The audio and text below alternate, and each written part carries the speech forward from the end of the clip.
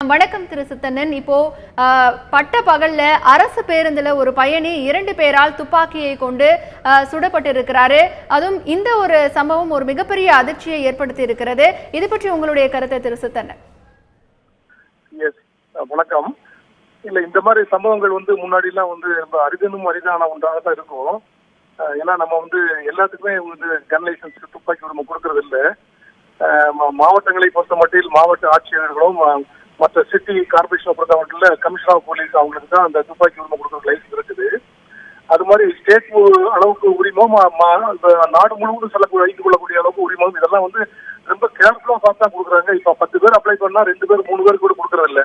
ஏன்னா துப்பாக்கி வைக்க வேண்டிய அவசியம் என்ன இருக்கு அப்படிங்கறத ரொம்ப கேர்ஃபுல்லா வெரிஃபை பண்ணி பல்வேறு கட்டங்களில் அதை ஃபில்டர் பண்ணி அதுக்கப்புறம் தான் லைசன்ஸை கொடுக்குறாங்க. இப்ப இந்த மாதிரி சமூகங்கள் இப்ப நடந்ததெல்லாம் பார்த்தோம்னா கண்டிப்பாக உரிமம் பெற்ற துப்பாக்கியை வச்சு இந்த கண்டிப்பாக சுட்டுப்பாங்கன்னு சொல்ல முடியாது.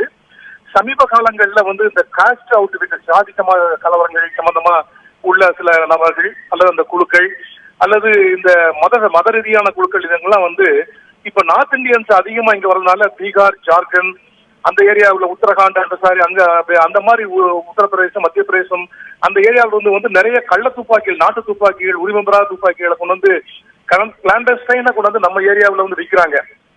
இந்த மாதிரி ஒரு ஆன்டி சோசியல் எலிமெண்ட்ஸ் சொந்த இதுக்காக வேண்டி பயன்படுத்திக்கிறாங்களே தவிர உரிமம் பெற்ற துப்பாக்கியை கண்டிப்பா பண்ணவே முடியாது, கண்டிப்பா பண்ணிருக்க மாட்டாங்க. பட் இப்போ என்னன்னா இனிமேல் இன்டிஸ்கிரிமினேட்டா நிறைய துப்பாக்கி வச்சுட்டாங்களா அப்படிங்கறத செக் பண்ணணும். கண்டிப்பாக வீடு வீடாக பூந்து கூட சோதனை பண்ணலாம். இந்த மாதிரி துப்பாக்கி எல்லாம் இருக்குதுன்னா ஒரு ரவுடி அல்லது ஒரு கேடிட்ட அல்லது இந்த மாதிரி ஒரு கேஸ்ட் அவுட்ஃபிட் அல்லது ரிலிஜியஸ் அவுட்ஃபிட் எக்ஸ்ட்ரீமிஸ்ட் இருக்குன்னா கண்டிப்பாக மிக கடுமையான நடவடிக்கை எடுக்கணும். போலீஸ் இந்த கோமிங் ஆபரேஷன் மாதிரி பண்ணி செக்அப் பண்ணி எங்க இருந்து இந்த வெப்பன் எல்லாம் வந்தது, இது சும்மா வெப்பனை பிடிங்க ஒரு ஆள் வச்சிருந்தாரு அவர் அரெஸ்ட் பண்ணோம் பர்சனுக்கு சார்ஜ் பண்ண இல்லாம எங்க ரூட் காஸ் அப்படின்னு சொல்லி அந்த எங்க இருந்து வாங்கினாங்க எல்லாத்தையுமே ட்ரேஸ் பண்ணி எல்லாத்தையுமே அரெஸ்ட் பண்ணி கடுமையான நடவடிக்கை எடுத்தா மட்டும்தான் இந்த மாதிரி கலாச்சாரத்தை ஒழிக்க முடியும். இருந்தால் கூட இந்தியாவை பொறுத்த மட்டும் தமிழ்நாடு அப்படிங்கிறது மிக அமைதியான ஒரு மாநிலம். இங்க ஒரு துப்பாக்கி கலாச்சாரம் என்பது இல்லை. ஆனா பொதுமக்கள் யாருமே இது பீச்சடைய வேண்டிய தேவையில்லை. இது ஏதாவது ஒரு ரியல் எஸ்டேட் சம்பந்தமாக பிரச்சனையோ, பணம் கொடுத்தவங்க பிரச்சனையோ, அல்ல ரவுடிகளுக்குள்ள ஒரு கேங் ரைவல்ரியோ அந்த மாதிரிதான் இருக்கும். கண்டிப்பா நாட்டு துப்பாக்கி தான் பயன்படுத்தியிருப்பாங்க. இதுல அந்த துப்பாக்கியில வெளிவந்த குண்டு மற்றபடி துப்பாக்கியை சீஸ் பண்ணும்போது ஃபாரன்சிக் எவிடன்ஸ் வச்சு ஈஸியா பண்ணிக்க முடியும். இது நிச்சயமாக மற்ற சாட்சிகள் நிறைய பேர் அந்த பஸ்ல இருந்திருப்பாங்க. இறந்த ஒருவர் இருந்தா கூட மற்றவங்க எல்லாம் பார்த்திருப்பாங்க. அவங்களுடைய சாட்சியத்தை வச்சு கண்டிப்பாக விரைவில் குற்றவாளி கைது செய்யப்படுவார். அதை வச்சு சந்தேகம் இல்லை.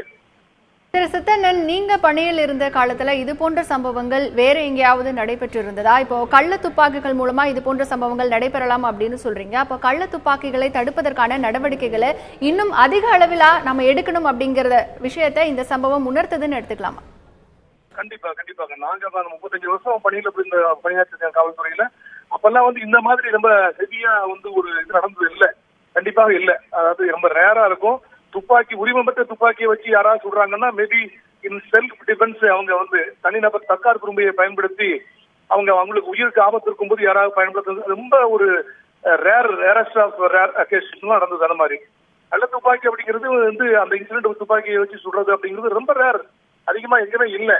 ஏன்னா இப்ப சமீப காலங்களில் இருந்தா கூட தமிழ்நாடு காவல்துறையினர் அப்பப்போ செக் பண்ணி எங்க பண்றாங்க. நம்ம இடத்துலயே கூட திண்டுக்கல், தேனி மாவட்டங்கள் அல்லது அந்த சேலம் சில ரிமோட் தருமபுரி ரிமோட் பிளேசஸ் எல்லாம் கள்ள துப்பாக்கி இங்கேயே செய்யறாங்க அப்படின்னு சொல்லி நிறைய ரீட் பண்ணி சீஸ் பண்ணிருக்காங்க. மிக கட்டுக்குள் தான் இருக்கிறது. ஆனா கூட நார்த் இந்தியாவிலிருந்து வரக்கூடியது அல்லது சிலவன் அகதிகளிலிருந்து வரக்கூடிய கள்ள துப்பாக்கிகள் இப்ப சமீபத்தில் அதிகமா இருக்கு. இன்னமும் காவல்துறை நடவடிக்கை கடுமையாக்கப்பட வேண்டும்.